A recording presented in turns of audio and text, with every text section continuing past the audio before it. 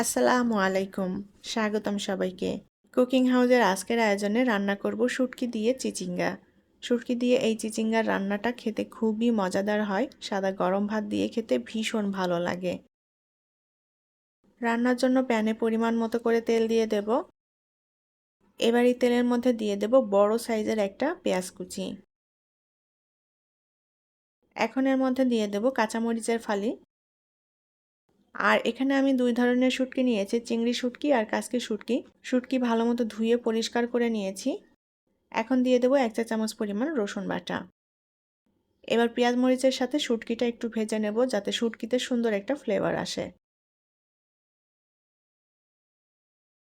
অল্প আঁচে আমি শুটকিটা বেশ ভালো করে ভেজে নিয়েছি। এখন এর মধ্যে দিয়ে দেব কিছুটা পানি। লবণ দিয়ে দেব পরিমাণ মতো করে। শুকনা মরিচের গুঁড়া দিয়ে দেব কিছুটা। জিরার গুঁড়া দিয়ে দেব 1 চা চামচ পরিমাণে। হলুদ গুঁড়া 1/2 চা চামচ পরিমাণ। মশলাটা এখন একটু কষিয়ে নেব। এবার এর মধ্যে দিয়ে দেব ছোট সাইজের একটা আলু কুচি।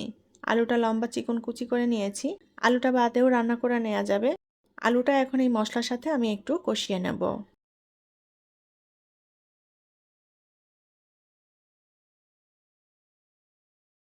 আলু দিয়ে আমি 2 মিনিটের মতো কষিয়ে নিয়েছি।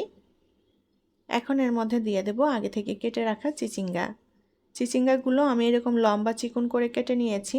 চিচিঙ্গার ভেতরে যে বীজের অংশটা ফেলে দিয়ে তারপর এভাবে কেটেছি। চিচিঙ্গাটা দিয়ে এখন বেশ ভালো করে নেড়েচেড়ে কষিয়ে নেব।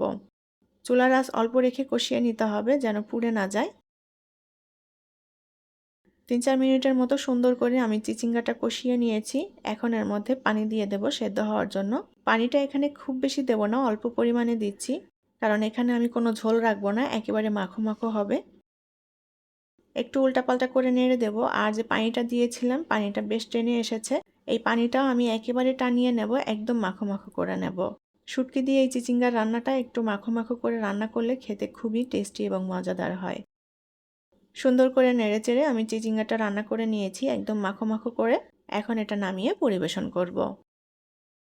শুটকি দিয়ে এই চিচিঙ্গা রান্নাটা সাদা গরম ভাত দিয়ে খেতে ভীষণ ভালো লাগে। আশা করছি আমার আজকের রেসিপি আপনাদের কাছে ভালো লেগেছে। পরবর্তী রেসিপি দেখার আমন্ত্রণ জানিয়ে বিদায় নিচ্ছি।